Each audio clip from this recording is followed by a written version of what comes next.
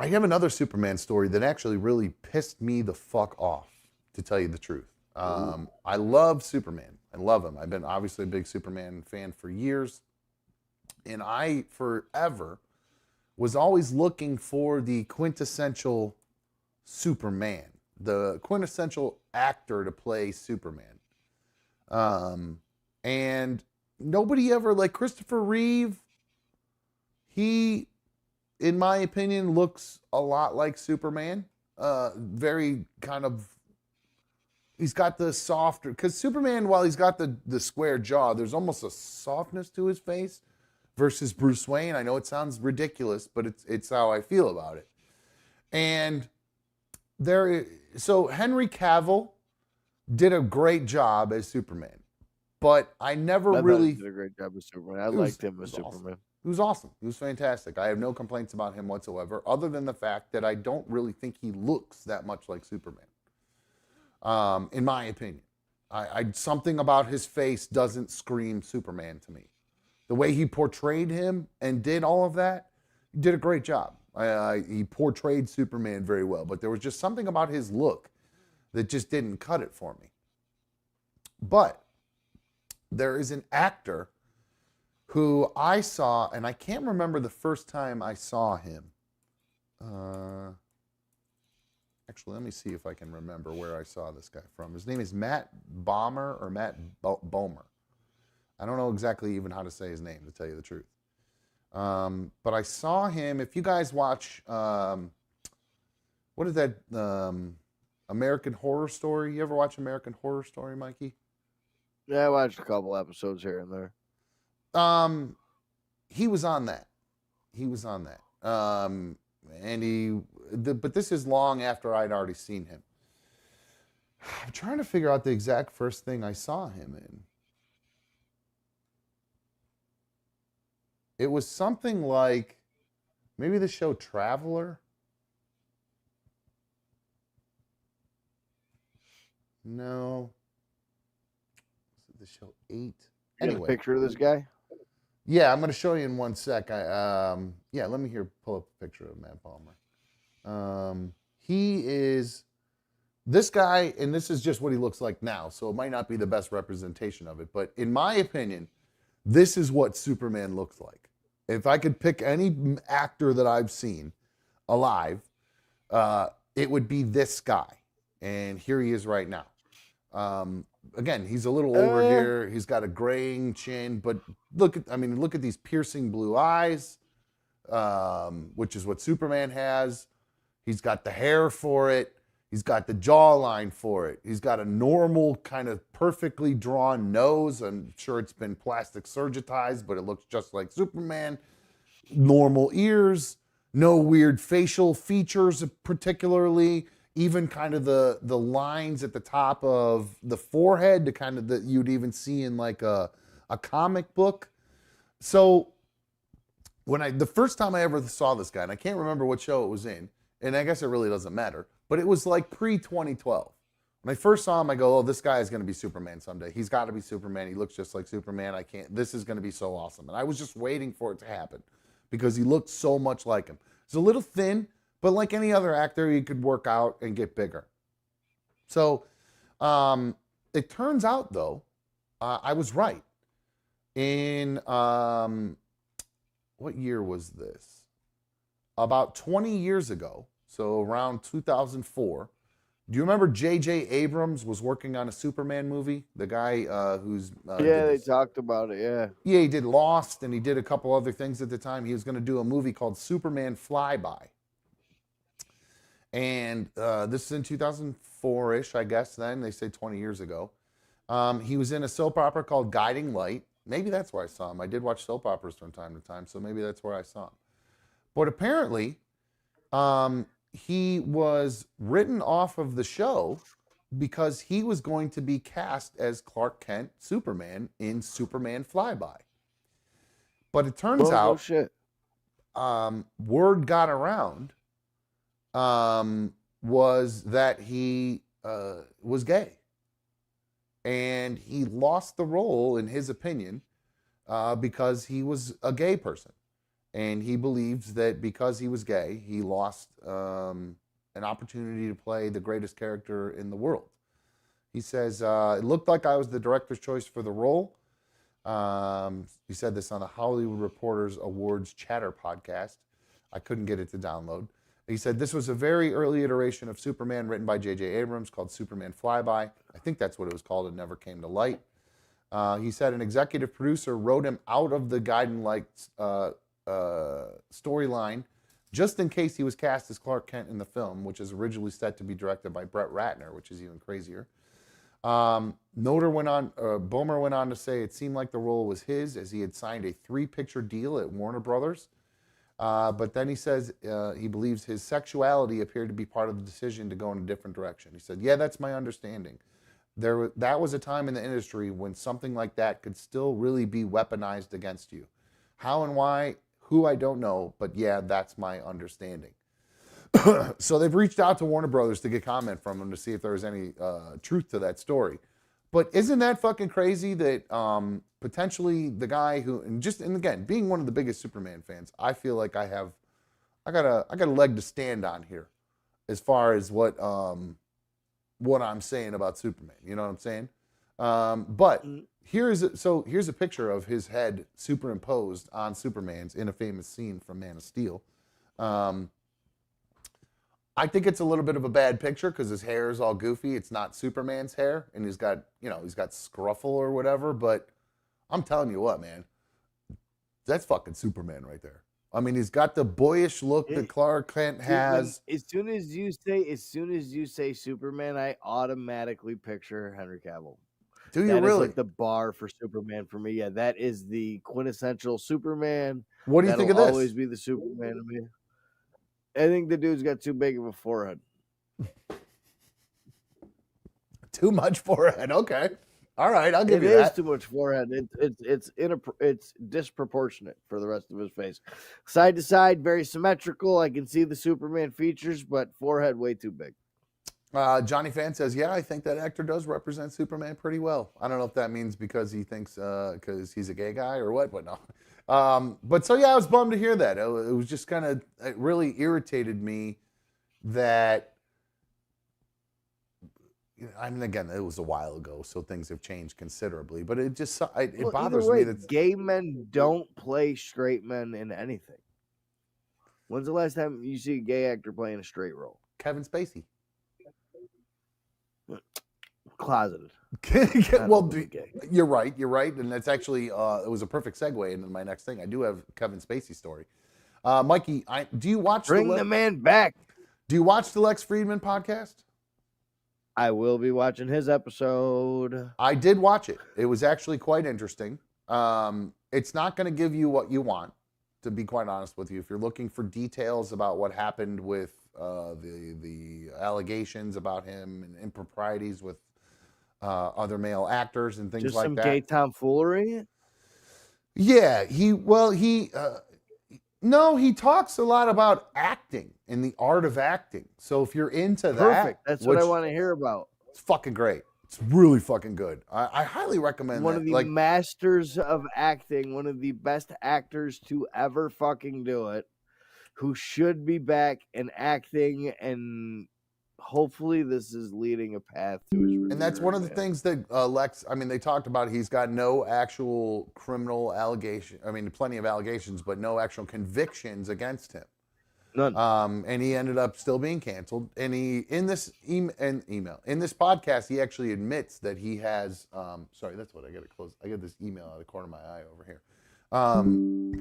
And thanks to Jim, by the way. I know we went back and forth, but I do really appreciate when people email the show. So if you ever absolutely, I love you, Jim. Yeah, anytime. Absolutely, light me up whenever you want. If you're not watching live and you don't want to comment, if it's easier to email, you're at work or whatever, just email me, anotherdumbshow@gmail.com. Going back to Kevin Spacey, he was actually on Piers Morgan, and he talked about the cancellation and what it's led to for him. He is. This was, I think, from the other night, and it's sad to see, especially because, but again, the guy's one of the greatest actors of all time. So anytime I watch him, I don't know whether to believe him or not. When he's being Kevin Spacey.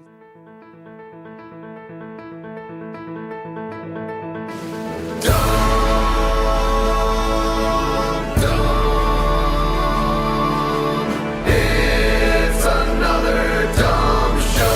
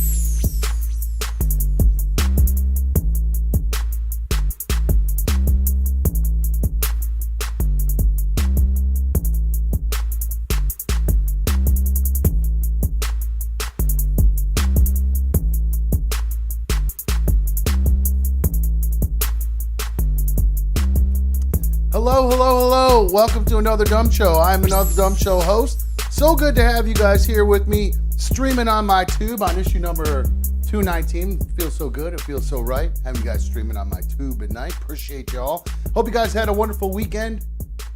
I got a lot to talk about as far as my weekend went. So I hope you guys had a great weekend as much as I did. Lots to talk about there. Sorry if I seem a little frazzled, a little bit in the weeds. We started late. I'll get to that in a minute, why we started late. Just a reminder to all of you guys, please hit the thumbs up, hit the like button on tonight's video, take your thumb out of your ass, hit the thumbs up button on your phone, wipe your thumb off, wipe your phone off too, I guess, stick it back in your ear. Hit that like is the point there. Download the show as an audio-only podcast through the YouTube Music app. Just search for Another Dumb Show there, and you can download the show as an audio-only podcast. Don't forget to like the show, X and Instagram. I know I promised a bunch of tweets or posts this weekend, but boy, I'll tell you how that all went down. Those of you who would like to join in our live chat here, all you have to do is be subscribed to the channel for about 10 minutes. After that, you will have access to our live chat, and you can become one of the members of the League of Dummies. That's what we call the live chat here on our show. Big shout out to Boomer85. He was first in the chat today. I really appreciate him being first.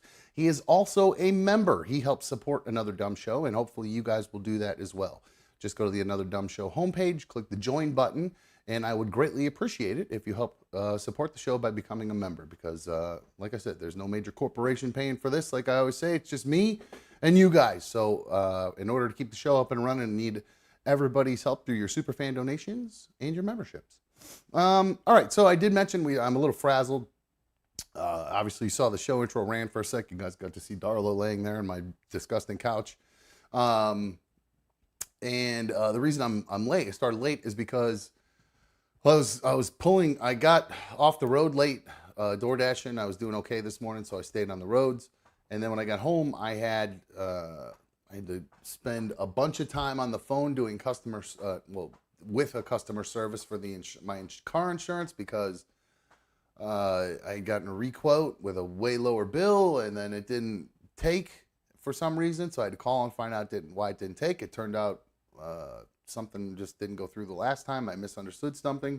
So I got it set, saving like $100 now on my car insurance. Pretty fucking sweet. Excited about that for the exact same plan. That's awesome. Where did I leave off? God, I totally lost my train of thought there. Anyway. Damn, I got distracted by something I read there and I totally lost my train of thought. Well, anyway, the reason we started late is because, that's right. I was telling you why we're late in my timeline today. So I got home, spent like an hour on the phone with customer service, getting my insurance lowered. Then I had to work on an itinerary for my next a couple of weddings coming up. So I was doing that for a few hours. So I was just in the weeds as far as getting content together for the show. So I finally got around to doing it.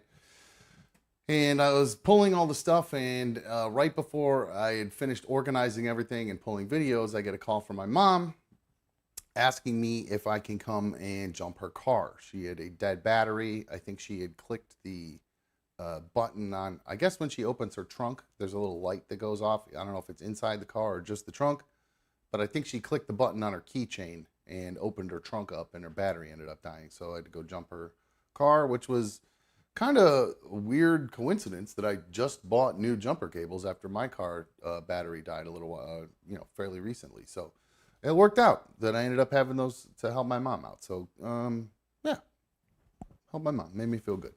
Anyway, and let's see. So the comment, excuse me, God, I'm really out of sorts right now. The comment that threw me off was from Tyler down there. He says, did Mikey no-show over the weekend? No, Mikey did not no-show over the weekend. He did come into town. I'll just talk about it right now. So yeah, he came into town on Friday. I got a text from him. I got a little nervous though. I got a text from him on Friday. I can't remember what time it was, but it was a little bit later than the time he had told me he was going to leave. And he was coming into town for a few reasons. He was coming into town we're going to see a comic on Friday, and then we're going to work on a bit for the show, or segment, whatever you want to call it. And I got a little nervous because on his way, right before he left, he told me he was having car trouble. He was going to have to switch cars. So I got a little nervous because I didn't hear from him for a long time, for hours. So I was like, all right, I hope he just got the car and just boogied and booked and just got right on the road. So I finally got a text from him. He called and let me know when he was going to get there. It was too late for us to be able to do a show by then, because I really just wasn't going to work out with the timing, with what time the show was and everything like that. So Mikey got into town. B1 came over, and we had we toked up pretty good. Then we went to go see a comic in downtown Cleveland at a place called Hilarities, Pickwick and Frolic. Oh, by the way, I forgot to mention, the phones are working. 844-HIT-DUM, 844-448-3862 if you want to call. And speaking of Mikey, by the way, he is out tonight. I don't know if you guys remember last week, he mentioned that he had he had met a chick or a lady, a girl, a woman, on Hinge, one of the dating sites, or apps, and so he is on that date right now. So I texted him earlier because I had forgotten about it and said, hey, you going to be on tonight? And he goes, I know, I got that date. I'm really nervous. So I just said, hey man, be yourself. You know what I mean? So, and I feel bad for him because he's been going through all this depression and anxiety while he's getting off these meds that he's been on for a long time. So I feel bad for him. His anxiety and stuff's already through the roof. So you add in going on a date with a chick, that really that sends it through the roof. So I feel bad for him, but not bad for him. I'm actually excited for him, but I feel bad that he might be dealing with some extra anxiety and all that good stuff. So real quick shout out to CYX. I do see she has the Captain Content emoji next to her name. Congratulations. Thank you for being a member for so long. You gotta be around for a while to have that emoji. So thank you very much. I appreciate it. So back to Mikey and him coming to town. He did finally make it into town. We ended up going downtown to Hilarities, and it was Mikey was impressed with our little strip that we have here in Cleveland called East 4th. It's like if you're not from Cleveland, it's this really nice. It used to be a street, but they closed it off as a street and turned it into a little walking street where there's a bunch of restaurants along both sides and performance venues and things like that. It's a real short street, so it's not big places, but it's a really cool little spot. So Mikey thought it was really neat. He was impressed by it. We went to go see Cam Patterson. There were 2 openers. 3 openers, actually. 2 of the openers were good. The third, one of them was terrible because he was singing. It was part of his act. Like he was singing a Bon Jovi song, which was just bad. The bit was just bad all around. But otherwise, we had a really good time. Here's a little clip of the comic we went to see. Some of you guys may have seen this before, but just so you don't just so you know who Mikey and I went to go see, this is the comic Cam Patterson on the podcast Mikey and Like Kill Tony. What's something you think we should know about you as we get to know you? What do you think, 3,000 people in front of you, what's something interesting about you? I'm not retarded, but I like rocks.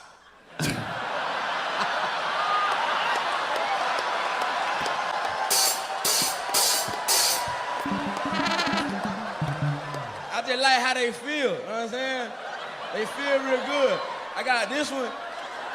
Oh It just my feel goodness, good. is that a rock? Yeah, You like rocks. I got a couple of them bitches. I like this one. This one pretty. Unbelievable. I got this shit outside earlier, you know what I'm saying?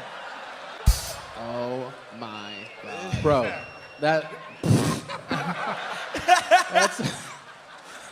that set was hilarious, but that's somehow better. That was amazing. Have you always done that? Yeah.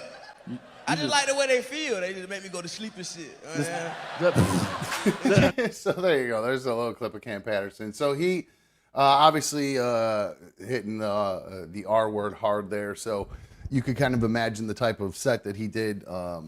Very, I don't know. I mean, there's a lot of domestic, not a lot of, but the part of it was, you know, some domestic violence jokes and, you know, done in all, and it's ridiculous to say that, but done in a funny way.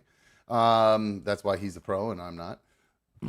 But it was fantastic. It was a lot of fun. We had great seats. I had, you know, really, like, it was cool because we're on the second floor of this little cabaret thing, and I'm like literally eye to eye with him where we were at. So it was really perfect seats. We got there just at the right time. Kind of some silly things that were happening during the show. At the show, there was a guy in front of us who was wasted. He was kind of getting the spins. You could kind of see him wobbling. I don't know.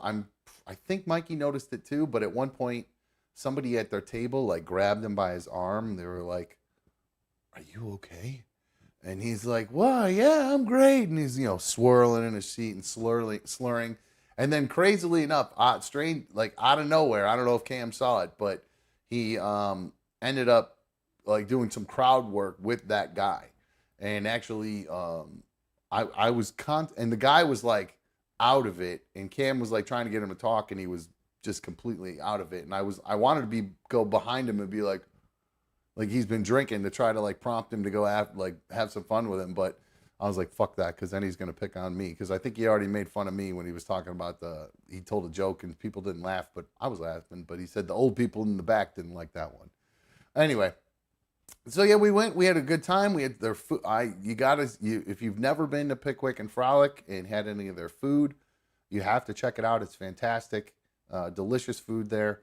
So yeah, go check it out. Even if you don't like comedy, just go there to eat. It's really fucking good, man. It's a bomb ass restaurant. And there was another woman at the event, at the comedy club. She was driving me crazy. She would not shut up. Not like in the sense like she was at her table talking to the people at the table. She was talking to the stage. She was talking to the comics on stage. I'm trying to remember some examples of it. Like, yeah, and I don't know what race she was or anything, but I can just tell you what her accent sounded like. Was just kind of like when Cam was saying, I don't know, joking around about having an STD or something. She was like, "Oh, we still love you, baby. We still love you." And at times she was stomping on the floor. It was really loud. Like when she would laugh, she would stomp on the floor and bang on her leg. And it reminded me of a time I went to a comedy club with the old boss from the old show. And I believe it was his date that he was with. And the girl, very attractive girl, very nice girl, but she laughed just like the episode of Seinfeld where the woman was just like, ha ha ha ha ha ha ha ha ha ha ha. You're no, that's for sure. Heck, yeah, right. You are right. That was what we were dealing with that time, and it really, that lady yelling and being obnoxious reminded me of that other time. So all in all, really fun night. We had a great time. Now I do have to ask Mikey about this because Mikey did have a couple drinks with some vodka in it.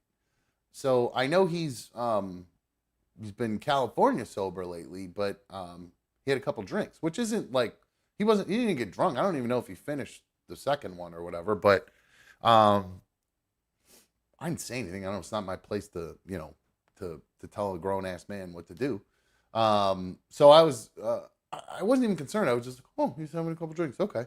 And then that was it. Like, he didn't go off the rails or do anything crazy or anything. So it was just like a normal night. But, yeah, it just kind of caught me off guard a little bit. Somebody else who was caught off guard was Jerry Seinfeld. He just did a comedy set over the weekend, speaking of comedy. And this is what he had to deal with. Yes. We have a genius, ladies and gentlemen. He solved the Middle East. He solved it.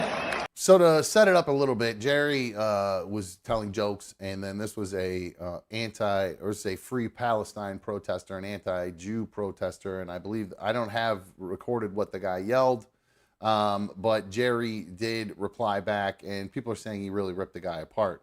Let me see if I can find exactly what the guy said.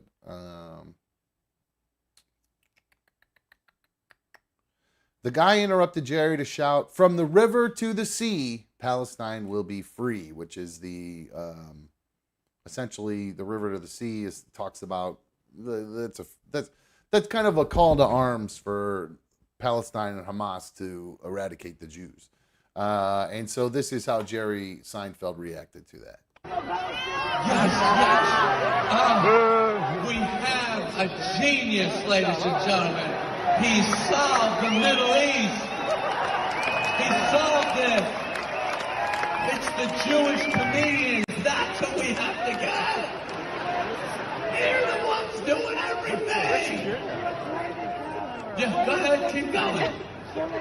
They're going to start punching you in about 3 seconds, so I will try and get all of your genius out so we can all learn from you. It's a comedy show, you moron. Get out of here. From the river to the sea, Palestine will be free. From the river to the sea, Palestine will be free. Yeah, this is so important. Imagine. What a fucking weirdo. If this guy actually did solve the.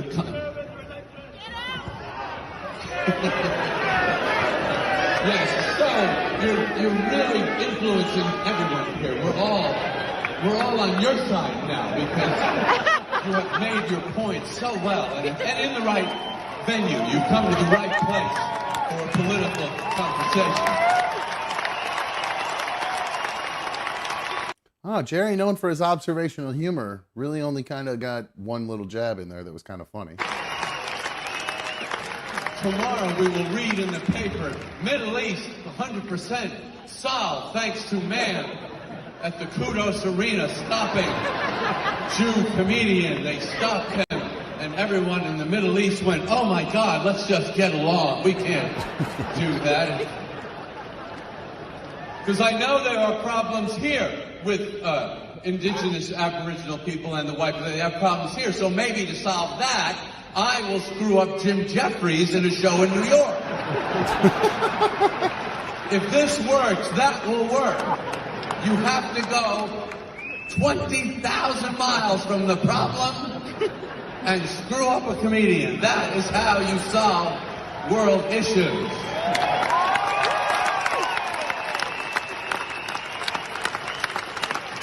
There you go. Hope for the applause. Okay. Obviously that guy's a fucking lame ass for fucking interrupting the comedy show with some stupid political thing. Thank God nothing like that happened. I did notice at the show there was a woman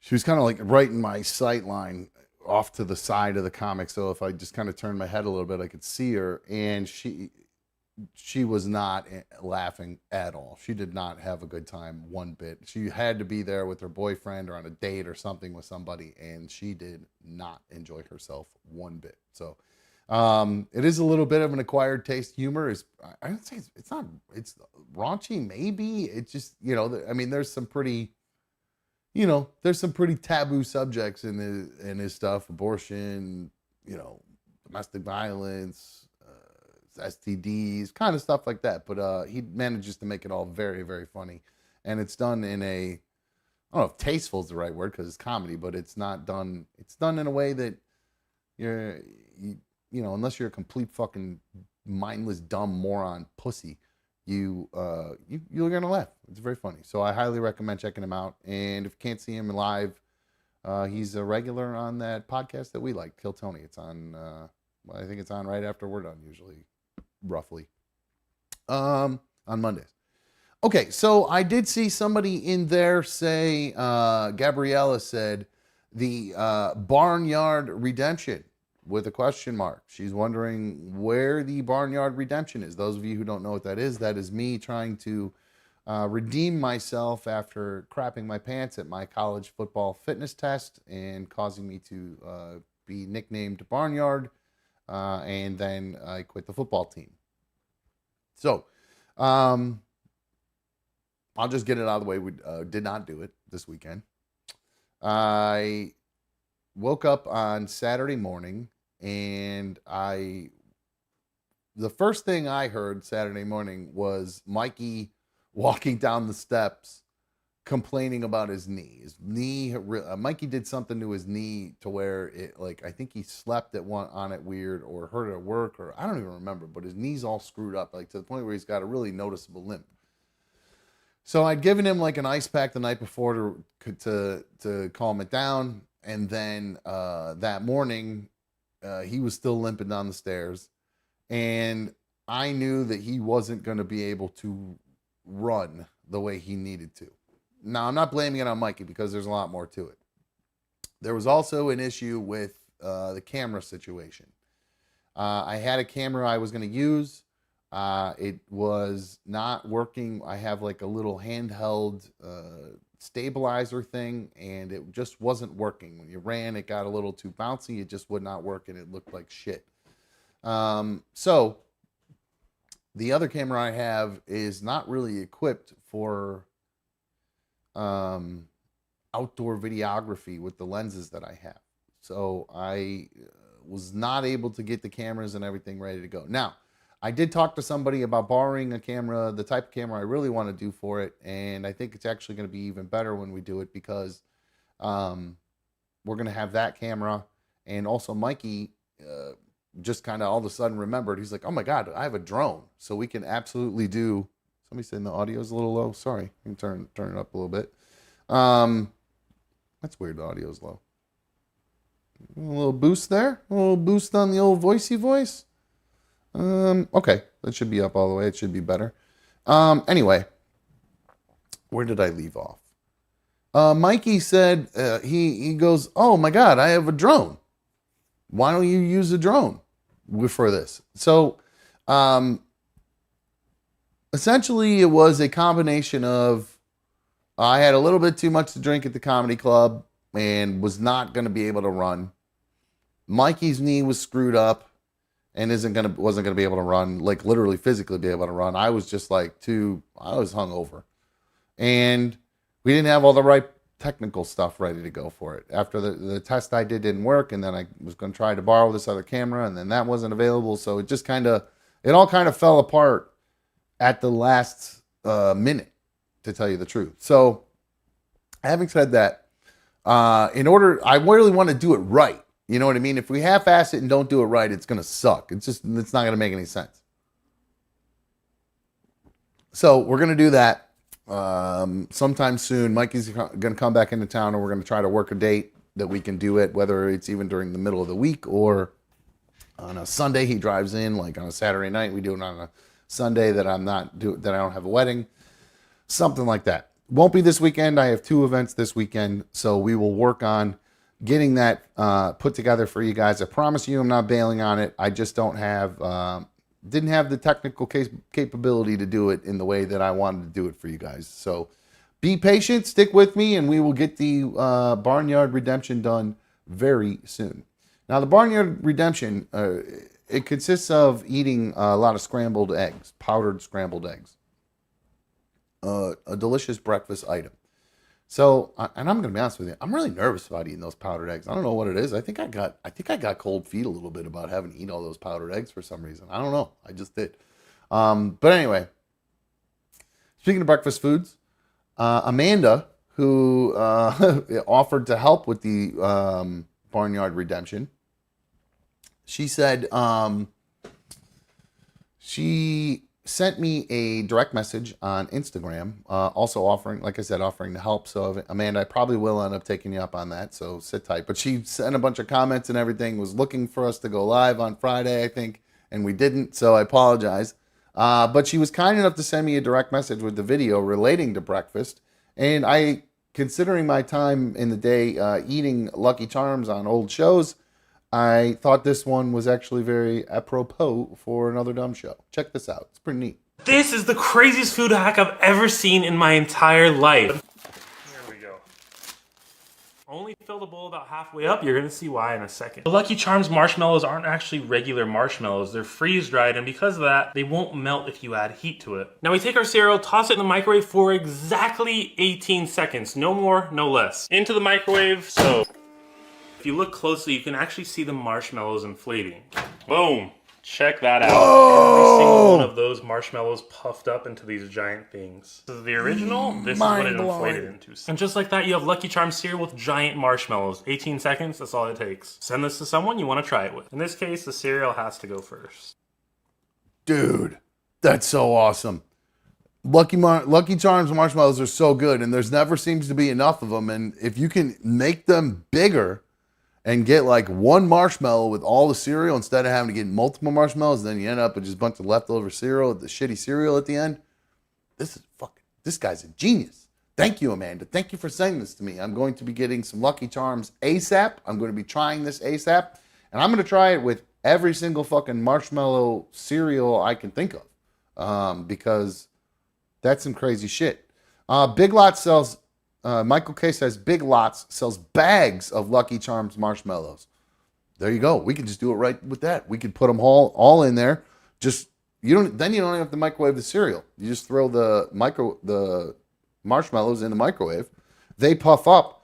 Then you can throw that cereal in the milk, and you got supersized marshmallow.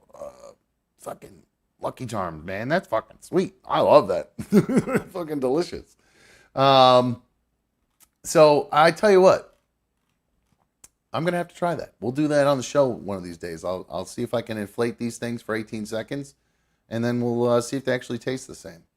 And that reminds me, I got to talk to my buddy. I got a guy who I think would be, speaking, because those marshmallows were freeze-dried, I got a buddy who does freeze-dried candies. He's got his own little business doing freeze-dried candies. And the coolest thing about it is he has, the people working for him are all essentially special needs people, or they have some sort of disability, maybe not special needs, but they have some sort of disability, and he employs all these people, and they make this candy and bag the candy and all this stuff for him. So it's pretty cool. I'm gonna have to talk to him and see if he might be interested in supporting the show or something like that. So Brad said, what's the DoorDash address, Dumb? Let's do it now. Well, I think I'm gonna go to Big Lots, because there's a Big Lots over by where I DoorDash. So I think I'm going to get those marshmallows and do that, because I really want to try that one of these days, because that'd be a lot of fun. It'd be pretty cool. Speaking of a lot of fun, Saturday was a fun day for me. I spent the day with some fun guys on Saturday. Mikey came into town. And we'd kind of planned this out for a while, that he was going to come into town on Saturday, and that we were going to enjoy some psilocybin mushrooms. And I was planning on doing a show while we were on these mushrooms. Now, the last time I did mushrooms, they didn't really hit me that hard. They didn't do too much for me. And this time was a little different, to say the least. It was really funny. Like, anytime I have ever done psychedelics, usually about an hour into it, I think to myself, these really aren't doing anything. They aren't working. And well, let me just start with how I actually ingested them.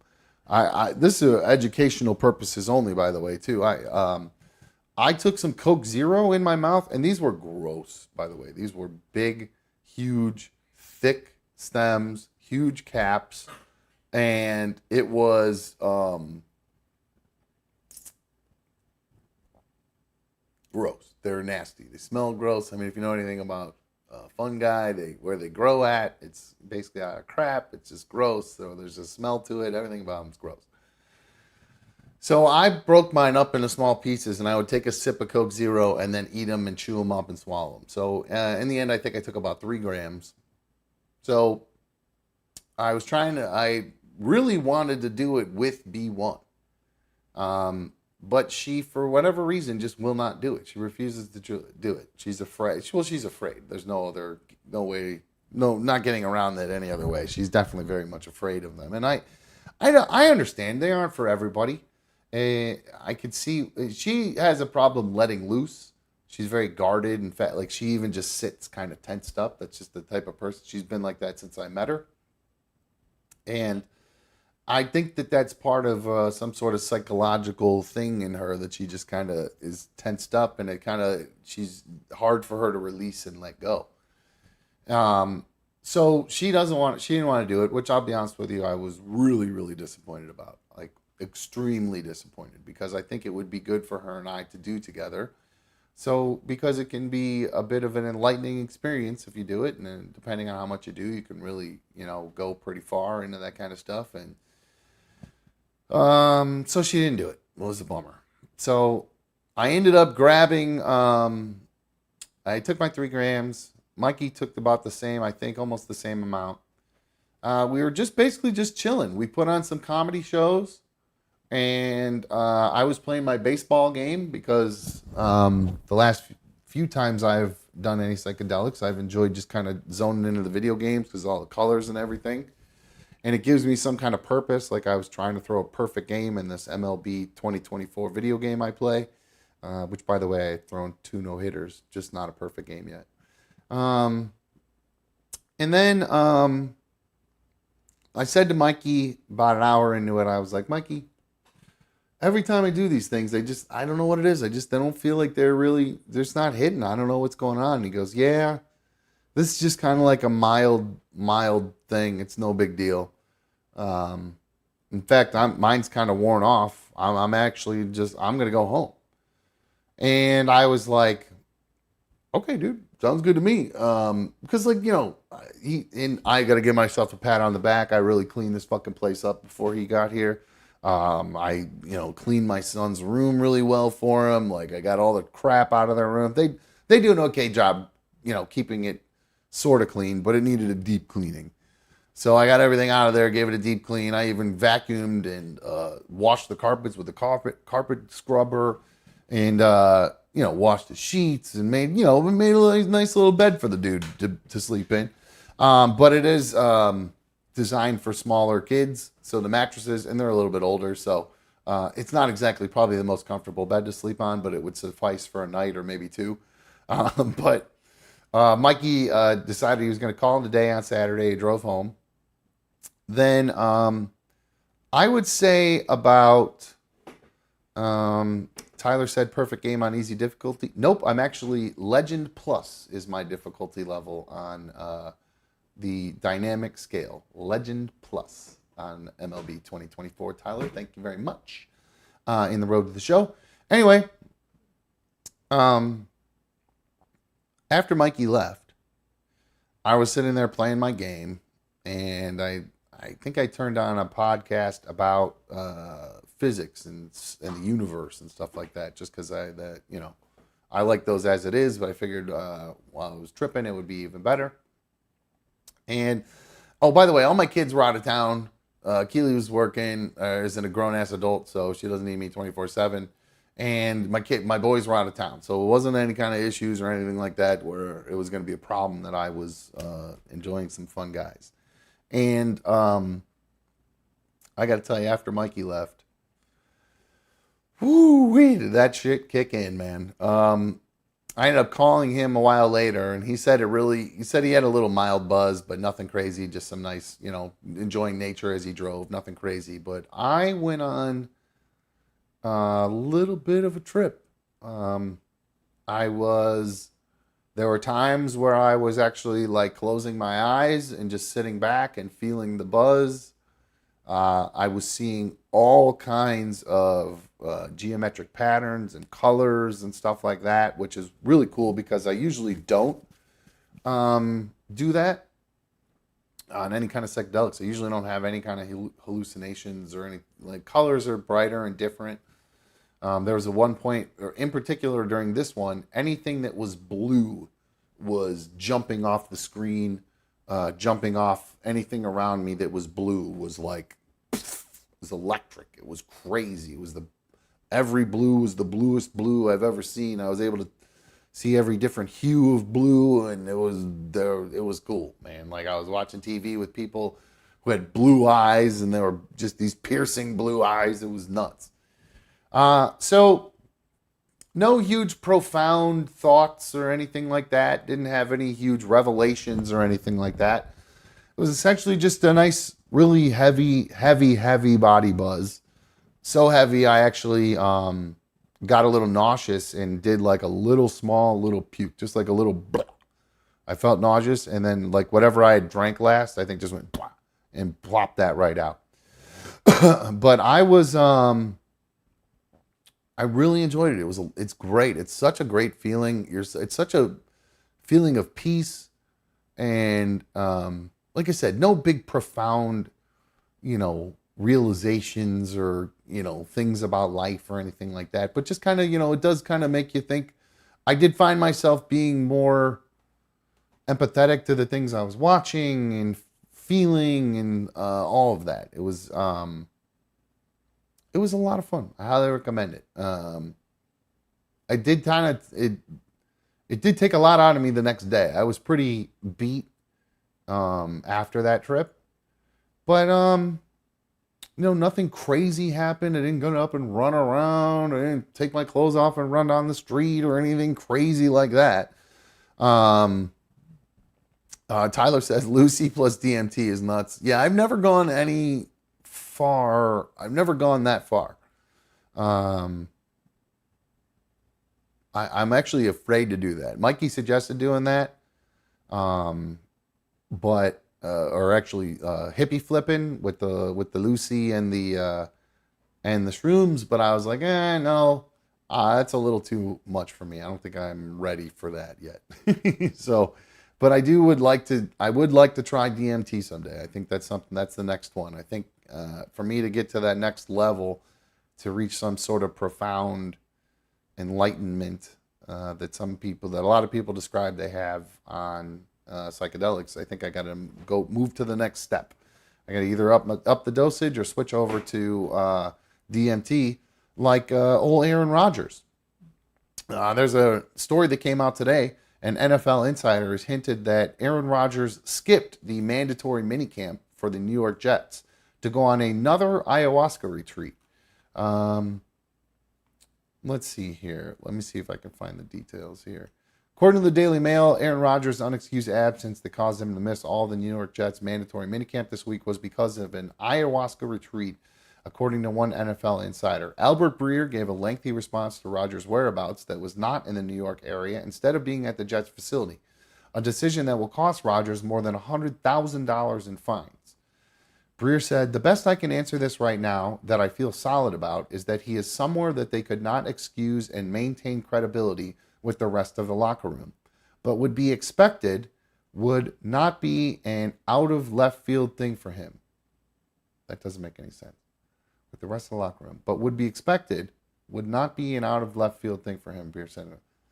That doesn't make any sense. Breer said this on the Rich Eisen show, and he goes on to say, so you guys can open your minds, so to speak, as he's been known to open his mind sometimes into all the possibilities. Very well put, very sneaky way to put it without actually putting it that he was at an ayahuasca retreat. But it looks like that's really fucked up. If he decided that he's going to go do an ayahuasca retreat before the season, why wouldn't you have just scheduled it prior to the minicamp? Like, who does this fucking guy think he is? That's the thing I hate about Aaron Rodgers. He's such a good football player, and I like that he's got open mind and he likes psychedelics and all that kind of stuff, but he's just such a fucking dickhead. He's such a douche sometimes, and this is just such an example of that. Like, you're the leader of the team. You're the heart and soul of the team, and you're missed an entire season last year. So wouldn't it be best to get out there and be with your team, even in a leadership capacity, if nothing else? Even if you're not participating in the drills, because, why risk getting hurt? But yeah, go to the mandatory minicamp because you're the leader of the team, and it makes a fucking really bad example. Just sets a bad example for the whole team. It's bullshit. You're supposed to, like I said, you're the fucking leader. You're the quarterback. Every guy on the team looks up to the quarterback. It's stupid, but it's just the way it is. So that was my Saturday during the day. That lasted, I would say the trip lasted until probably about, I don't know, on and off until probably like 8 o'clock. It slowed down probably around 5. So it was just kind of in and out from 5 to 8. But for the most part, kind of, just the downward swing from it. And B1 ended up coming over after I was kind of like, all right, I can interact with people who are sober right now. And we watched this show on, first off, I started watching that show Tires on Netflix with Shane Gillian or whatever the hell his name is, Shane Gillis. I actually didn't find it very funny. I know Mikey loved it and a lot of other people recommended it, but I just didn't find it very funny. I'm not going to lie. So anyway, we were looking for something to watch. We pulled up HBO Max, and I came across this. This is the show that I found to watch. It's called 6 Schizophrenic Brothers. It's about a family with 12 children, and 6 of them were diagnosed schizophrenic. The headline says, "One family torn apart by madness." So this was on Max. Holy shit. This was one of the most intense things I have ever watched in my entire life. I mean, incredibly intense. I actually have a small segment from it. It's a little bit hard to hear because it's kind of fuzzy. Or not fuzzy. It was somebody recorded it from a TV recording. Let me see if I can boost this audio real quick. Give me one sec, guys. Boost that, see if that helps a little bit. So this is a segment. This is about 12 kids in the 1960s, 70s. Irish Catholic family, wealthy family. The father was a professor professor of, I believe, political science at the Air Force Base in Colorado. So they did well. Irish Catholic family, like lots of kids, 12 of them. My dad, Irish Catholic family, they had 6 kids. So that was kind of the thing people did back in the 60s if you were an Irish Catholic family. These people, sadly enough, were stricken by a disease that also has afflicted my family, schizophrenia. My uncle had it. My great aunt had it. My cousin has it. And it's something that has, it's been a part of my life for a long time. And we'll talk a little bit more about that in a little bit. Not me. I don't have schizophrenia. But we'll talk a little bit about the people in my life and how that affected me. But speaking of people being affected by it and family members and things like that, here is a video, a segment from 6 Schizophrenic Brothers. This is Mary. She's the youngest daughter of the 12 kids. There were 10 boys and 2 girls. And so 6 of the boys turned out to have schizophrenia. So there's 6 healthy, and 2 of them are girls, 4 boys. And this is the youngest daughter. She's one of the healthy kids, talking about her experience growing up in a house full of schizophrenia. I'm Mary Christine Galvin, which my mother always said was named after Mary, the mother of Christ. I was born into this large Irish Catholic family. I was the youngest of 12 children, 10 boys and 2 girls. Don, Jim, John, Brian, Michael, Richard, Joseph, Mark, Matthew, Peter, Margaret, and Mary. 6 of my brothers diagnosed schizophrenics. My mom describes that she saw signs, but couldn't really identify in her heart and mind what was going on. There was something going on with Jim. Peter breaking all the windows in the house. Donald, he dismembered a dog in the bathtub at home. It was like a snowball effect. My parents blaming themselves. There was so much despair and so much hopelessness and so much confusion. Okay, so that was kind of the setup at the beginning of the movie, or excuse me, the documentary, to kind of tell you a little bit about these 6 brothers. Man, where to start? So I'll probably definitely, I'm already holding them back. So I'll definitely cry while I talk about this, probably several times, because like I said, this is, well, watching it was, it's funny, when we first started it, B1 was like, are you sure you should be watching this right now? Because she knows that this, how I feel about this subject. And so, by the way, 844-HIT-TOM, 844-448-3862 if you have any kind of experience with what I'm talking about right now. So growing up as a little kid, my parents were divorced. I lived with my dad and my stepmom, and on the weekends I would go visit my mom. Now, when I would go visit my mom, a lot of times, because of where I lived and where she lived, in between those two places, my grandpa and my uncle lived. They lived together. My grandpa was a war hero, turned into with bad PTSD, turned into an alcoholic, but like I said, fucking war hero. Silver Star, Bronze Star. Yeah. Anyway, then my uncle lived with him. And the reason my uncle lived with him is because my uncle had schizophrenia. We called him Uncle Tiger. I actually don't know how he ever even got that name. I'll have to ask my mom how he got that nickname. I don't know how he got that nickname. But anyway, his name was Doug. But I never ever called him Uncle Doug ever. It was Uncle Tig. So he was real sick my whole life.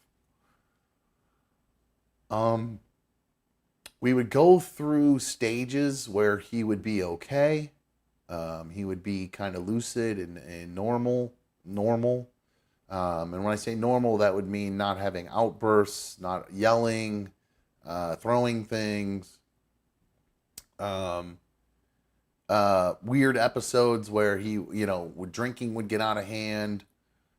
Usually a lot of the times with him, and a lot of schizophrenics that I've learned over the years, is they either overtake their medication or they refuse to take their medication. And a lot of times the ones that refuse to take their medication, like a lot of mentally ill people, they will turn to alcohol or drugs. And he did all that when he was younger. He did a lot of LSD, was a big time hippie, tripped a lot.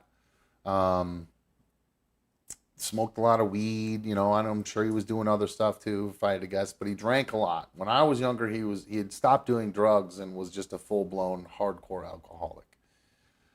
So I remember one Thanksgiving, I watched him take a whole, imagine this was a glass, just a full pint glass, full of brandy. And I watched him just literally just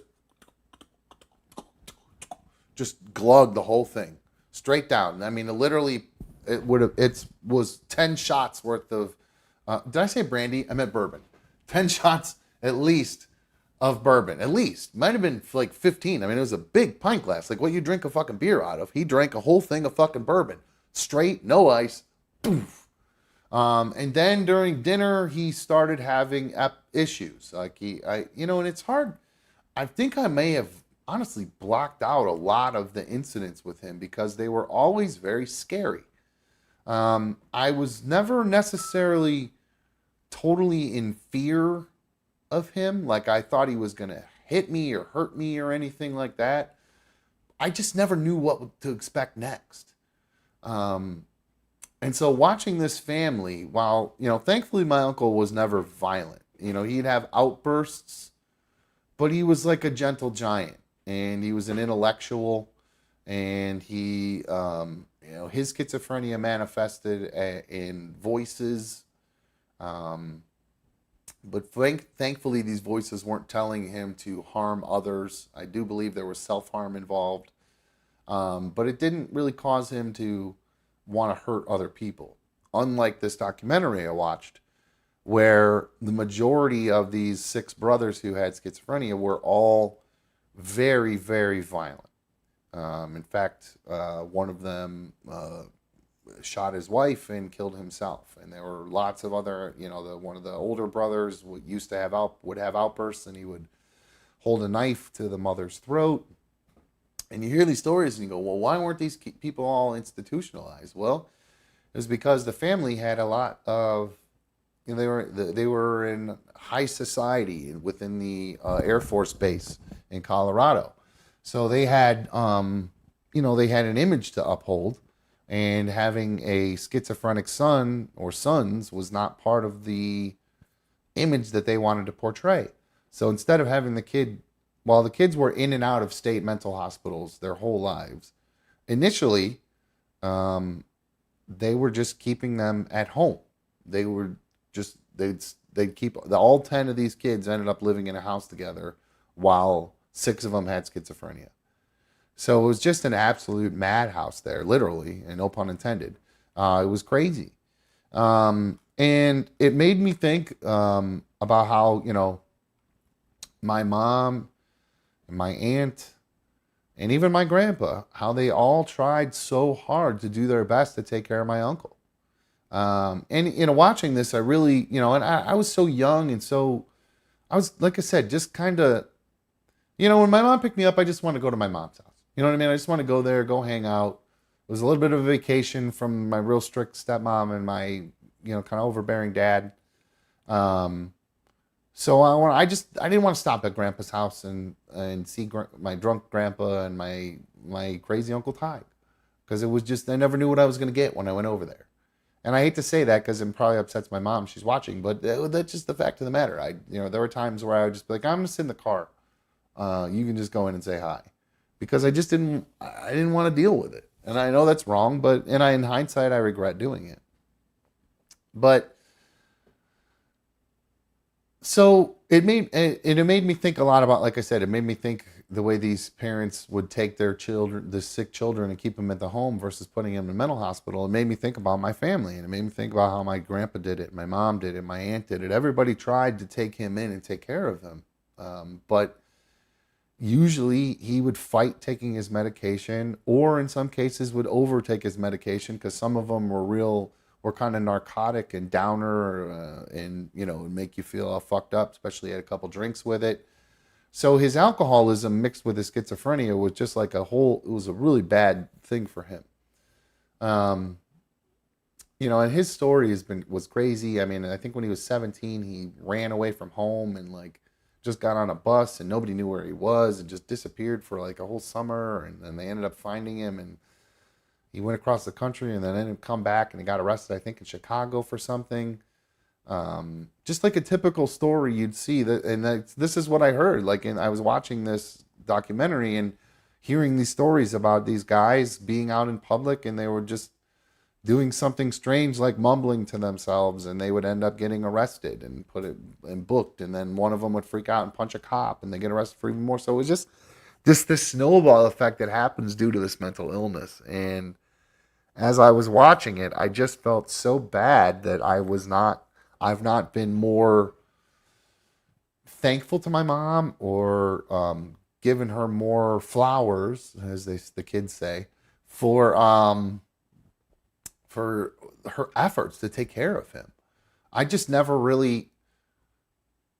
It took me watching this documentary to understand this illness more, and how much it affects the people around them. And then, and this is probably where I'll cry. Then it made me realize, watching the the son of that woman, Mary, I played the video for. So the one, she's one of the healthy ones, but she had a kid. And the youngest daughter, Mary, had subjected her children, so grandkids of the political side. I know I'm getting a little offhand. It's hard to follow. 12 kids, youngest kid. She gets married when she's an adult, has younger kids. In an effort to normalize mental illness, she immersed her children in mental illness. And this is what happened to me. I felt like my mom was always talking about my uncle's schizophrenia and how it affected her not how it affected her, his outbursts, and how we've had to move him to here or move him to there or whatever. And the reason I bring up the kid is because it reminded me of when I was a kid, dealing with all of this mental illness around me, and how and the kid said something that made me just start sobbing. Is it because he said that the best day of my life will be the day I turn 26. And and I knew exactly what he meant by that. And that's what made me start crying, because usually schizophrenia will have already manifested in men by the time they're 26. It's usually right in the age group, like between 16. Well, in this case, a lot of these kids have started very young, but oftentimes it's late teens, early 20s, up to 26. And I knew this growing up. I was always very scared that I was going to end up with this. Really scared of it. So much so that I knew that I was just like this kid. I was like, I just got to make it to 26 and I'm going to be okay. And it was like really crazy hearing another person say feelings that you like have never really said out loud to anybody else. It was crazy. It was just nuts. And then he went on even further, saying even more stuff about being afraid of it. Like when I was younger and I would lose my temper, or I'd have an outburst, or I would cry, something would make me cry a lot, like obviously, knowing me, guys. And then, just other little things, wanting to do substances, the desire to be inebriated. Like, I would be worried that these were all signs of schizophrenia when I was little, when I was younger. I was always afraid of these things, that this was going to afflict me. And I hit 26. That didn't hit me. I don't hear voices. I don't have any, I have outbursts just because I'm anger and rage monster sometimes, which I've gotten better at.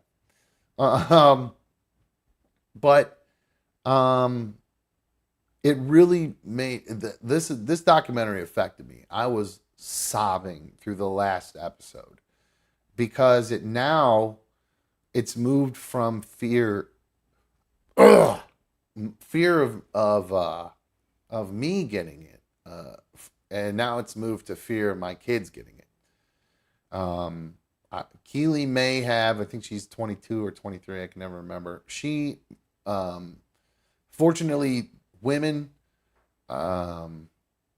mature mentally and physically usually earlier than men.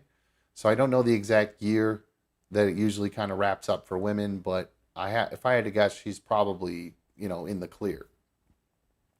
Now, my boys, and they say schizophrenia can skip a generation. Because like these six kids that were crazy, the two parents, not crazy. Nothing wrong with them. No schizophrenia, nothing. Now, I wish they would have gone into detail about the grandparents of these 6 kids. Were the grandparents crazy? Or somebody in that family, above the parents in this family, so the grandparents or someone has schizophrenia. It skips a generation usually. That's what they say. So I'm worried to death about my boys. Scared to death. Because this happened to my younger cousin. A cousin who's in his early 20s. His whole entire life growing up was just the sweetest kid.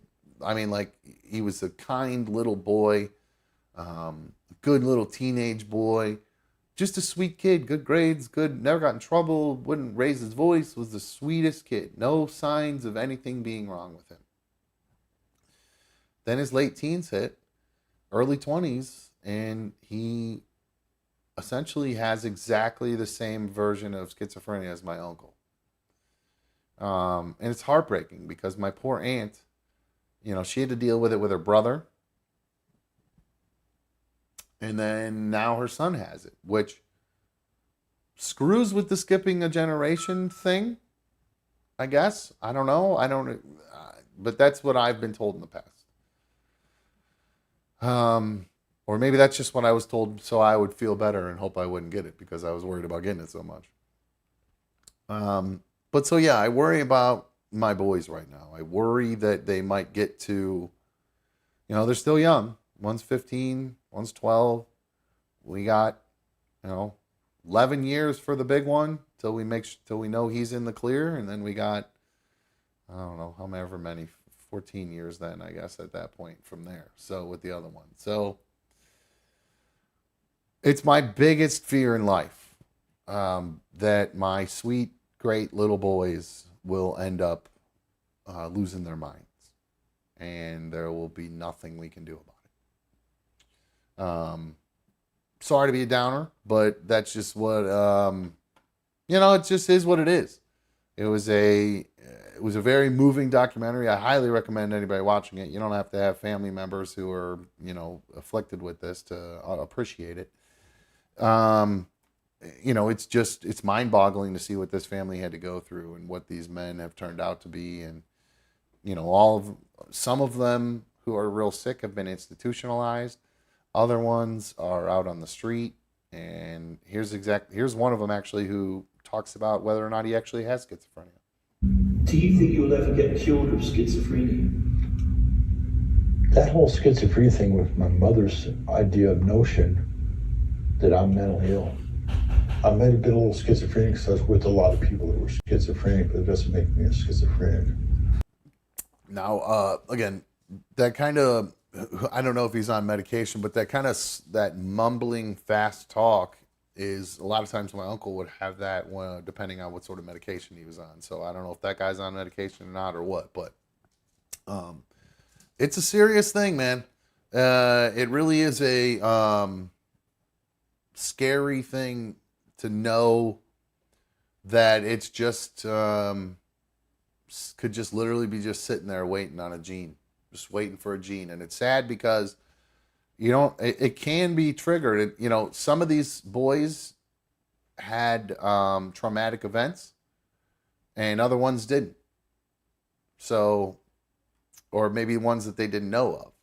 And some people say that schizophrenia can be triggered by a traumatic event. Some people say that it can be, that it's just there and it'll just pop up and happen. A couple of these kids were, they suspect molested by priests, or one of them actually outright admitted that he got molested by a priest, a Catholic priest.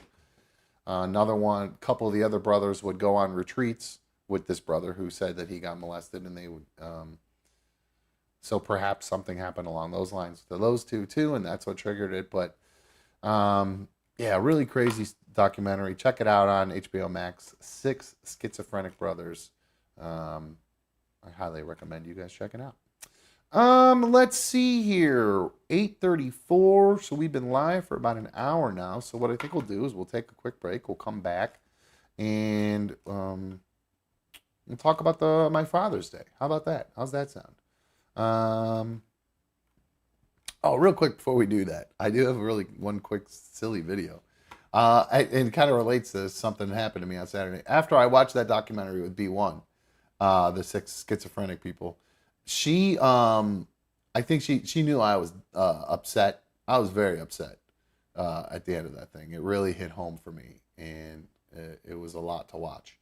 And she was kind enough afterwards she went home, and like I was doing laundry or whatever, and then she was like, hey, texted me, was like, hey, if I get stuff for s'mores, you want to come over and we'll have a little fire and have some s'mores outside and smoke?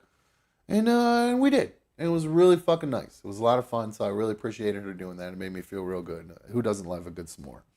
Speaking of s'mores, though, the reason I bring that up is because I don't know if you remember the movie The Sandlot and old Hamilton Babe Ruth.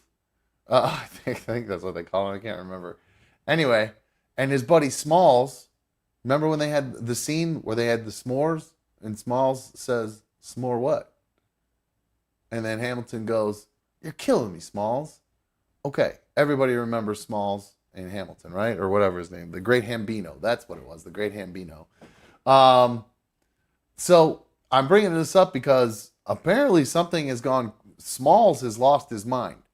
Smalls' real name is Tom Geary, G-U-I-R-Y. Tom Geary, I think is how you pronounce it. He played Smalls in the movie Sandlot. He got himself in a little bit of trouble. There was a video. He was caught on video this weekend. I think it was this past weekend. Well, he was assaulting, or not assaulting. I guess this would be vandalizing someone's vehicle. There's no sound to this video. You'll see it's like a doorbell camera or like a surveillance camera. That's him right there. That's Smalls holding a dumbbell. And you'll see he throws the dumbbell at the Jeep window, then walks away with his arms all flexed, all badass motherfucker, and then goes across the street. And I actually even watched all this video, so I don't even know where he goes from here. I'm assuming this maybe is his house now. He's going back to his house.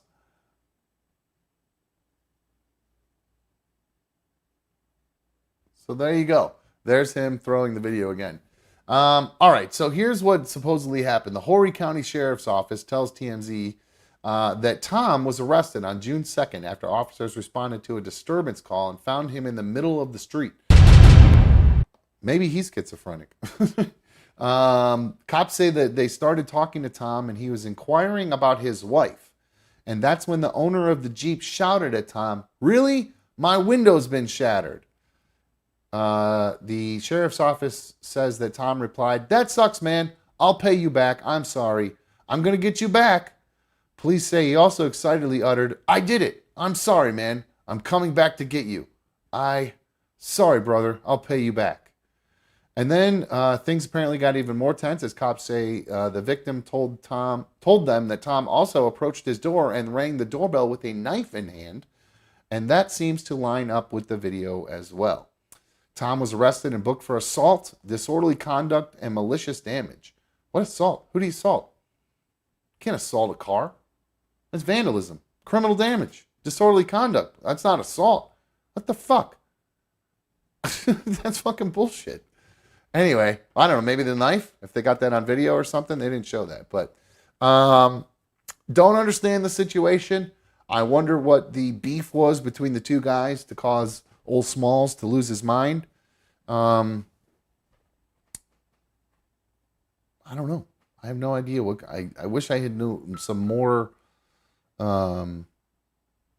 details about what happened between him and the neighbor. If there was some sort of lead up to it, some sort of fight. Did Smalls hit a baseball into his backyard and try to climb the fence to go get it back, and his dog went crazy? I don't know. I'm not really sure. But hey, we'll have to see what happens with old Smalls there. You're killing me, Smalls. Sorry, I couldn't resist. Alrighty, guys, we're going to take a quick break. Second hour is always happy hour here at Another Dumb Show. Make sure you take your kids, throw a baseball over your fence, tell them to go get the baseball. While they're getting the baseball, you can get your little drinky drink on, a little mokey moke, because the second hour is always happy hour here on Another Dumb Show. We will be right back. Sit tight. Hang on.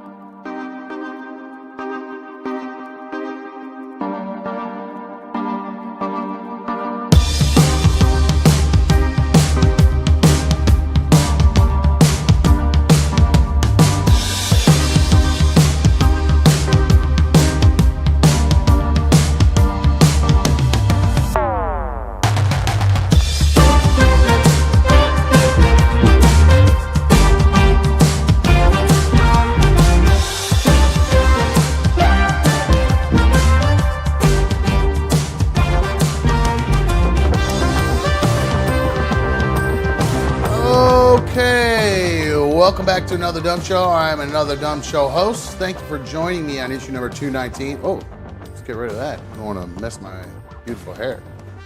Actually, it's bad hair day today. Not feeling good about my hair today. Anyway, welcome back to the show. So good to have you guys with me. You know, it feels so good. It feels so right. Second hour, happy hour here on another Dumb Show. So make sure you guys get your lavender on, your burn on, your drinky drink on. I am. Let's see here. Before the break, I was talking about the show I watched, Six Schizophrenic Brothers on HBO Max. Disaster says that is not to be confused with nine nymphomaniac nuns of Nipplehaven on Pornhub Max. The tongue twister there, bro. Anytime disaster gets mentioned, I can't help but do this. Meat, vegetables, Water, milk, tea. Hell yeah. Best diet. Best diet advice from Fat Guy. No, I'm just kidding. I love you, Diz. Anyway, welcome back to the show. I told you before the break I was going to talk to you a little bit about my Father's Day, what I did. I had a very, very nice Father's Day. Father's Day, woke up, actually slept in a little bit. I don't sleep in very often, but I was worn out from my trip. My body needed some rest, so I slept in a little bit. And woke up, started playing some MLB The Show 2024, my new video game obsession.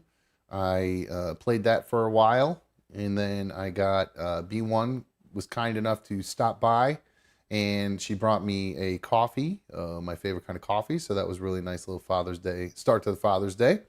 And then from there, my daughter Keely came over, and we got to hang out. I haven't seen her, I think, since Memorial Day, so it was nice to get to see her. She had called me the day before and said, hey, what are you doing around 2 tomorrow? I said, nothing. She said, well, I'm coming over.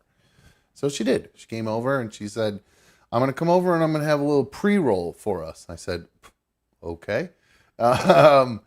So apparently, my daughter's a full-blown stoner now. We did smoke together, which... after the fact, it's weird. While we're doing it, it doesn't seem weird at all. But then after the fact, I'm like, oh, should I not be doing that? Is that bad? But I'm like, no. I mean, she's gonna do it anyway. What's the big deal?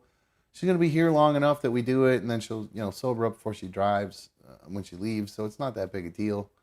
So 844 hit dumb 844-448-3862. Should I be smoking with my daughter or not? She is a grown adult, so she can make her own decisions.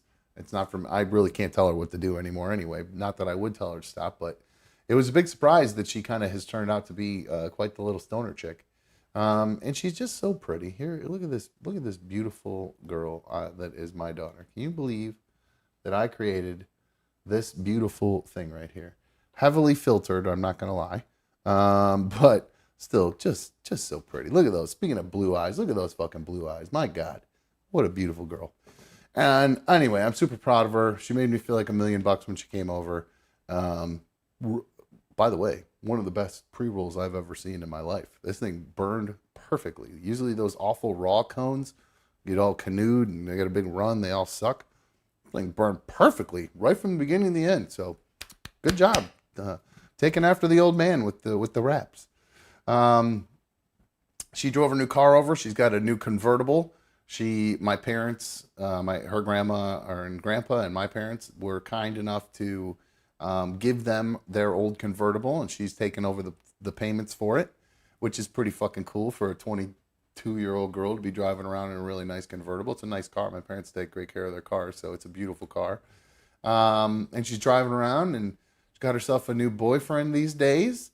I don't know if it's like an official thing, but she's seeing a new guy, and she seems to be very happy. I had nothing but good things to say about him. And something I liked to hear was that I guess she met his parents, and the mother of her boyfriend or whatever said, hey, if he ever tries to make you pay for anything, make sure you tell me, because I raised him better than that. And I was like, that's pretty fucking cool. Good stuff. Right on. So, and she goes, I haven't paid for shit so far. So pretty cool. We ended up giving my dad a call about it, and he's pretty mellow, dude. He wasn't like over the moon or anything, but he was happy to hear from us, I think. It made me, it's just weird. I can't really. Oh shit! This isn't recording. God damn it! Sorry, apparently I turned off my recorder somehow. So the whole first half of the show didn't get recorded. That's sweet. Anyway, so my dad was in a motorcycle accident, obviously. So it's hard for me to talk to him without thinking about that anymore. It like dominates my conversations, or not conversations, but my thoughts when I'm like talking to him. I don't know what it is. Not like he's really, he's slowed down a little bit just because he's older. You know what I mean? His mental capacity hasn't really changed too much, I don't think. Maybe a little bit. I mean, he's not Joe Biden. Maybe I'd say somewhere between Donald Trump and Joe Biden. Both all old, all mentally diminished a little bit, but just not as much as they used to be. Or as the worst one. Anyway, I don't fucking know. Anyway. Speaking of motorcycle accidents, though, like I said, my dad was in a bad motorcycle accident, and I saw somebody else was in a bad motorcycle accident over the weekend. Gordon Ramsay, the famous chef who is known for yelling at the people on his shows, posted a tweet on X. It's so stupid that you still say tweet on X. Let me see if I can find the tweet. Pull this up for you guys to see. Here is the tweet. It says, an important Father's Day message from me. Wear a helmet. This week I had a bad accident while riding my bike in Connecticut, and I'm doing okay, and I'm thankful for all the doctors, nurses, and staff at LM Hospital who looked after me, but most thankful for my helmet that saved my life. Be safe. I agree. The helmet will save my dad's life, so I think that's kind of what made me think about this all around. But here is actually Gordon Ramsay talking about the accident. Hi guys, it's Gordon. I'd like to share a very important message with you all. You know how much I love cycling and triathlons and Ironman, etc. This week, unfortunately, I had a really bad accident, and it really shook me. And honestly, I'm lucky to be here. Now, from those incredible trauma surgeons, doctors, nurses in the hospital that looked after me this week, they were amazing. But honestly, you've got to wear a helmet. I don't care how short the journey is. I don't care, the fact that these helmets cost money, but they're crucial. Even with the kids, a short journey, they've got to wear a helmet. Now, I'm lucky to be standing here. I'm in pain. It's been a brutal week, and I'm sort of getting through it. Oh my God. But, holy shit. I cannot tell you the importance of wearing a helmet. This weekend is massive. It's Father's Day for new fathers, old fathers, middle-aged fathers. I want to wish you all a very happy Father's Day. But please, please, please, please wear a helmet, because if I didn't, honestly, I wouldn't be here now. Happy Father's Day.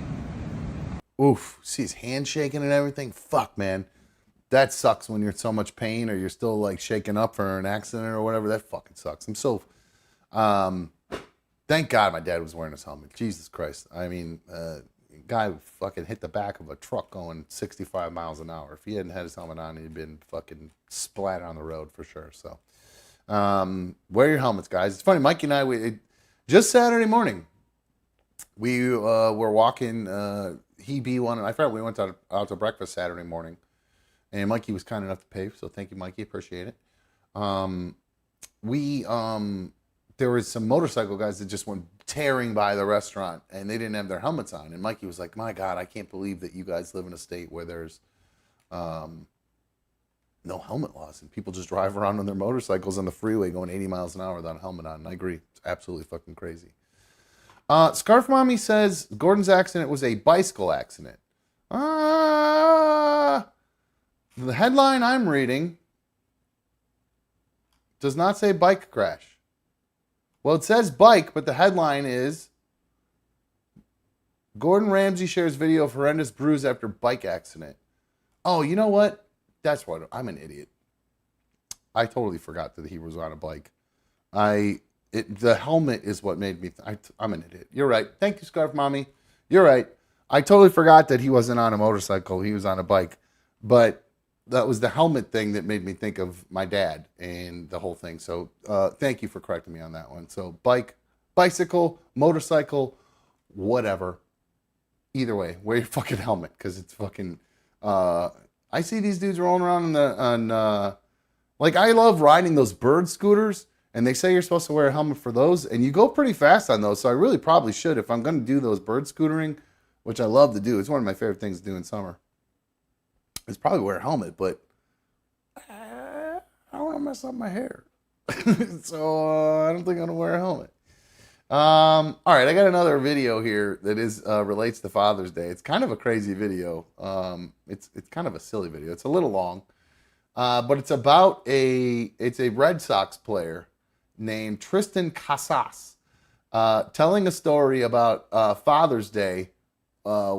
Talking about his dad and Father's Day. Like I said, it's a little long, so bear with me, but here you go. So a great story that reminded me of something I would do, and I definitely believe I have done something similar to that, where I've grabbed my kid and kicked him in the ass to get him to go do something. I can't remember exactly what the context was of it, but I've definitely grabbed my kid by his shirt and gave him a little boot to get his ass in gear. So I understand that parent and that MLB player's dad doing that in Little League, because my son, this is his biggest problem. I always talk about how I love watching my son play baseball, but his composure is terrible. He's not out there being like talking shit to other players or whatever or anything like that, but he always bitches about the ump and the calls the ump makes. Every strike or every ball he swears is a strike. And then revert when he's pitching, and then reverse every strike he swears is a ball. And then he'll grumble and bitch about it as he walks away, and then he gets in the dugout and I hear him bitching to his buddies. And like if he's pitching and he doesn't get a call that he wants, that was a big ass bug that just flew by. I think a fucking bee just got in here. Fuck. If he doesn't get the call he wants when he's pitching or something like that, he's all like, oh. Or if he like misses a play, if he duffs a grounder or something like that, he's just like, oh, and he like walks around like, oh, I can't believe I did that. So I'm constantly when I'm there, I'm constantly yelling, composure, trying to get him to stay composed. Because he's constantly losing his composure out there when it comes to the little things, and it distracts him from playing well. And it's a bad example. He's one of the better players on the team. So it's disappointing when I see him doing that. So thankfully my kid didn't do this. And again, I do have another little baseball story for you. This is a video I had last week that I never got around to playing. Is this the same one? Hold on one sec, guys. I think did I pull the right video? Yeah, I do. Okay, cool. So here is a video of a guy. This is a guy at a baseball game last week. He decided he was going to run on the field and try to do a backflip, and this is what happened to him.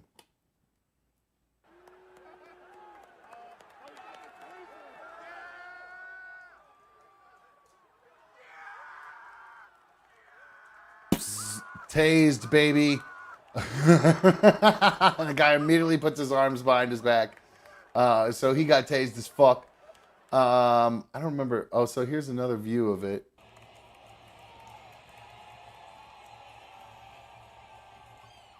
The cop tries to walk up and tase him, misses. So he does the shoot tase, puts this dude on the ground face first. That was a pretty good fall right there, right on his face. Oh, no, he didn't. Okay. Well, he did do a little face plant there at the end. He skidded across the ground on his face. That hurt like a motherfucker. What was the point of doing this? I don't even understand why the fuck this guy would bother. Like, what the fuck was he thinking? It's not, like, I don't see he's got no, like, what was it, Golden Palace that they used to do? GoldenPalace.com on his back or anything like that.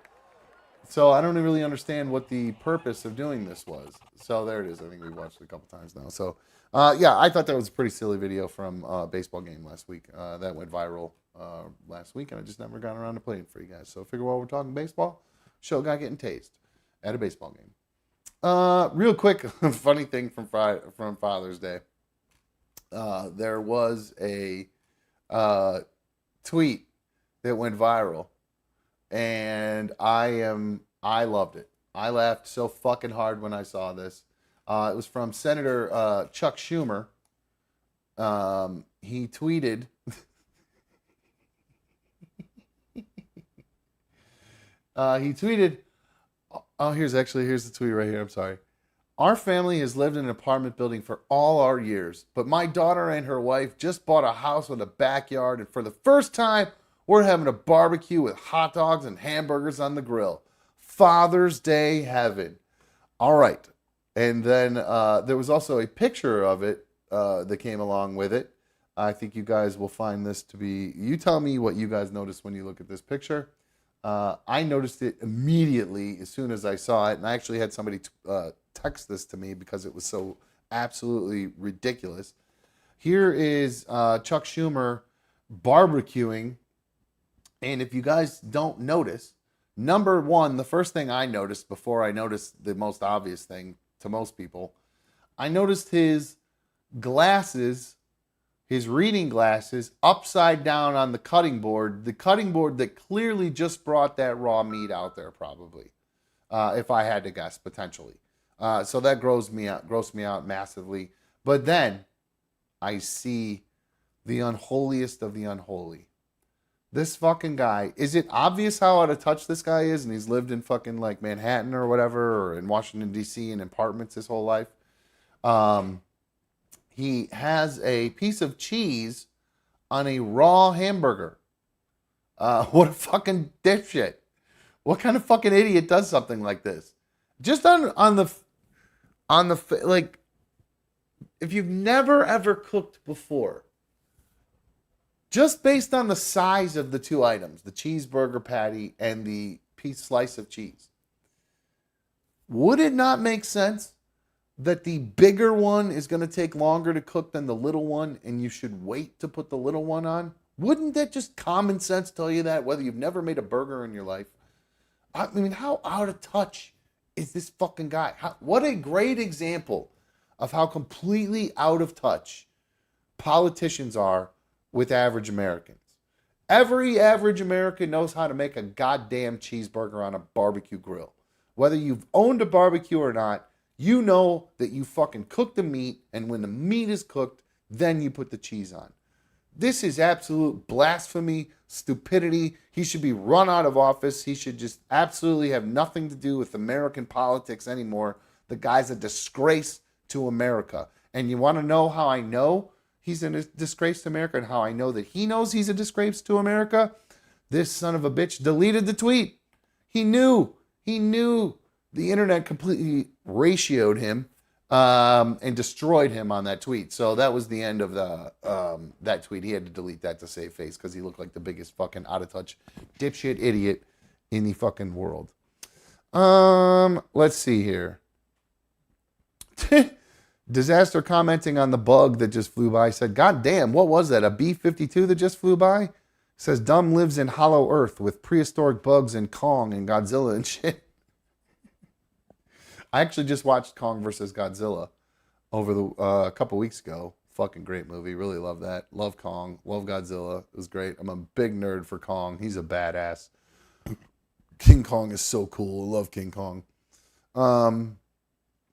Speaking of Godzilla, though, too, that's what I watched Father's Day morning while I was just sitting there playing video games. I watched that Godzilla -1 movie. Holy shit. Talk about some amazing visual effects. If you guys haven't, it's on Netflix right now. Really horrible, bad Japanese acting and overdubs. Horrible. But the visual effects and even the story, really good. Really, really good. I think it won an Academy Award for Best Visual Effects, and they deserve it because it was fucking awesome. Really fucking cool. All right, let's see here. What do I have for you guys? It's 9:20. All right. Now, I have something that I need a little bit of your advice about, guys. There is something that I came across that I want to do, and I need a little bit of advice for it. Let me just see if I can just pull up the tweet here. Where's the tweet? So, you guys know how we did fantasy football here? And we had we had a punishment for our fantasy football league.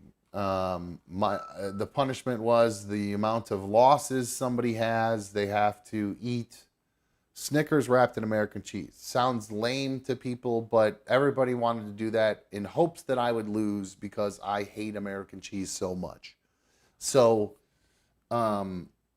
we ended up doing that. I did end up losing. I did end up doing that punishment, even though I didn't lose actually. Mikey is the one who came in last place. Mikey was the one who was supposed to be doing that. However, Mikey was going through a relapse at that point in time. So we missed Mikey. Mikey wasn't able to do it. So I took the punishment. Mikey still owes a punishment. And I'm wondering if maybe we can, well, I actually don't know that he's going to be able to handle the punishment that another fantasy football league has come up with. I have a tweet from a guy. His name's Joe DeLeon. The tweet says, let me zoom in on the tweet. It says,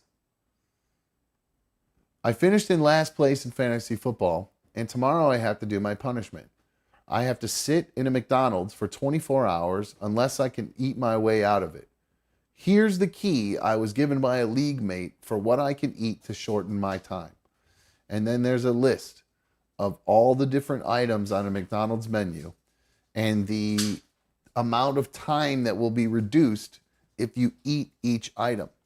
So, I would really love to do a marathon stream for you guys where I go to a McDonald's and I try to do this.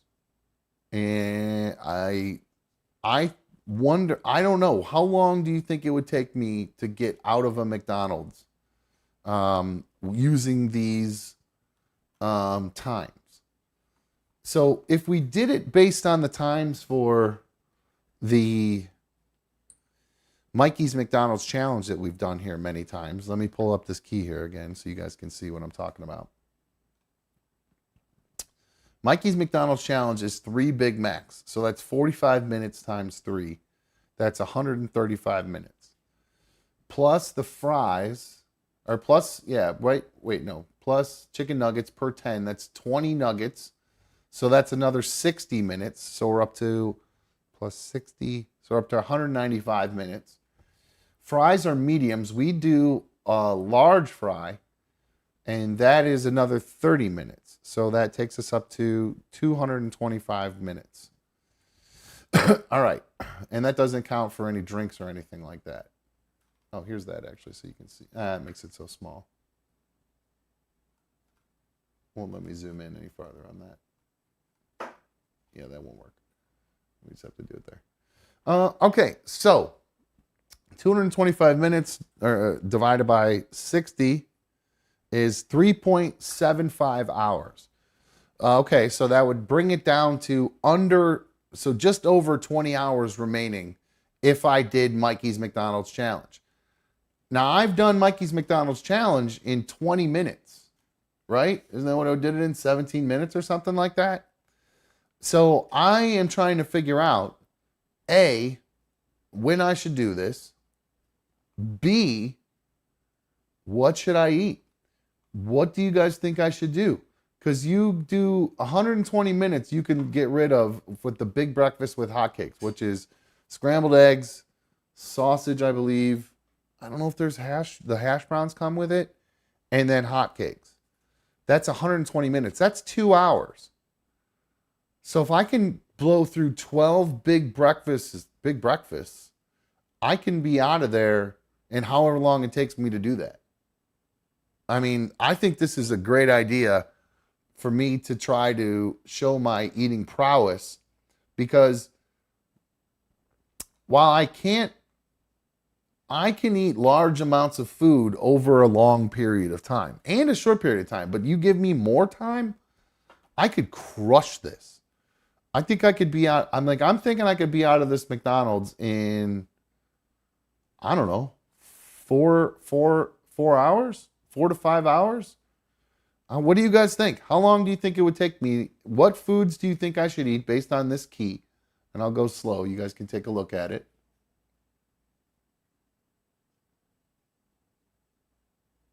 See, you got sausage, muffin, eggs, classic, bacon, egg, McGriddles. No way, those are off. I hate those. Sausage burrito. I could fuck up sausage burritos. Wait, so I'd have to eat 48 sausage burritos to get out of there in less than 20, for the 24-hour total. That's fucking easy, dude. Could I eat 48 sausage burritos? I don't know, but I'll eat a ton of those for sure. Hash browns, those will fill you up real fast. Of course, the tortillas on the sausage burrito will fill you up pretty fast too. Then we get to burgers. You know, for breakfast, I'd have to really crush at breakfast. I think the best way to do it would be to start breakfast maybe around, because I'd have to find a 24-hour McDonald's. I'd have to find out what time their breakfast starts, and then what time would their breakfast start? 4 a.m., 5 a.m.? I don't know how that works in a 24-hour McDonald's. But I know breakfast ends at 10. So would I want 2 solid hours of breakfast, or would I want to spend more time there in the afternoon? Whew, this is a good one. Disaster says just focus on the ones with the longest times. I agree that does make sense. But those also probably are given the longest amount of time because those are most likely to fill you up. That big breakfast with hotcakes, like I said, let's see, 120 minutes, that's 2 hours for one of those. So if I eat 12 big breakfasts, could I eat 12 big breakfasts in 2 hours? I think I could. I think I could do this. I think I can get out of here really quickly. I might be able to get out of there before breakfast is even done. Disaster. Angelina says, 12 big breakfasts. Have you lost your mind?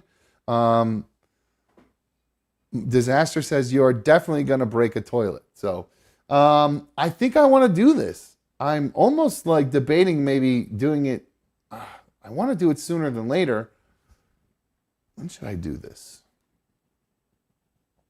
What would be the best day to do this on? I have 2 events this weekend, and I apologize that I'm kind of doing this on the fly with you guys. I literally just remembered that I had this in my stuff. It kind of got buried. So I think maybe we aim for Wednesday morning. I think I want to do this Wednesday morning. Will McDonald's be open on Juneteenth? Is McDonald's open on Juneteenth? Let's look that up. Is McDonald's on Juneteenth?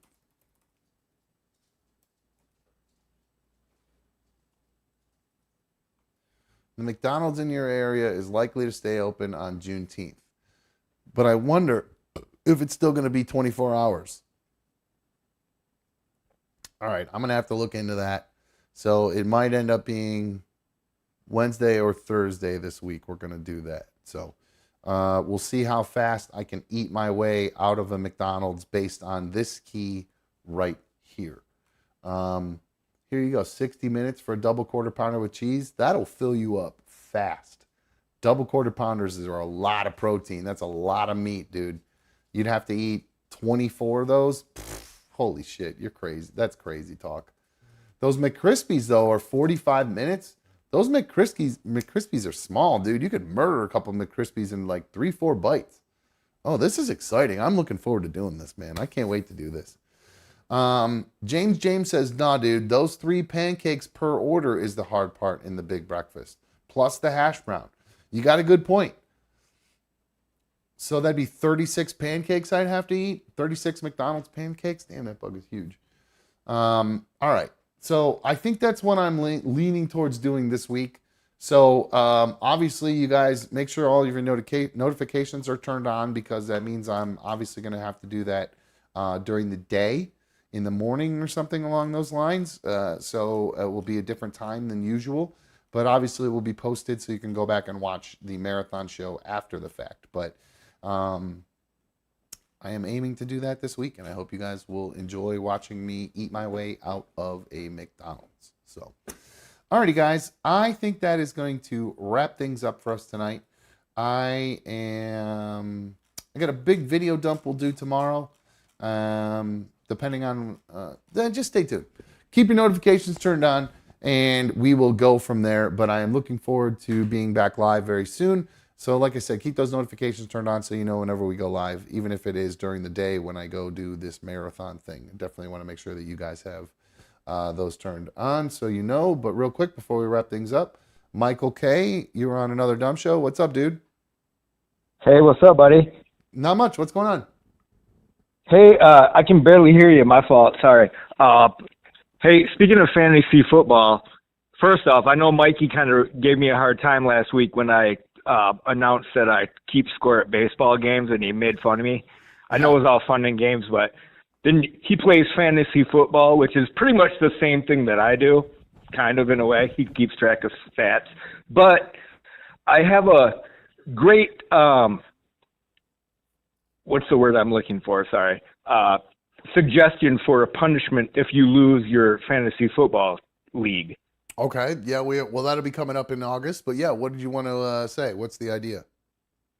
Okay, so let's say I lose the league that we're in, hypothetically, and the Cleveland Browns are playing the Detroit Lions, and the Detroit Lions win.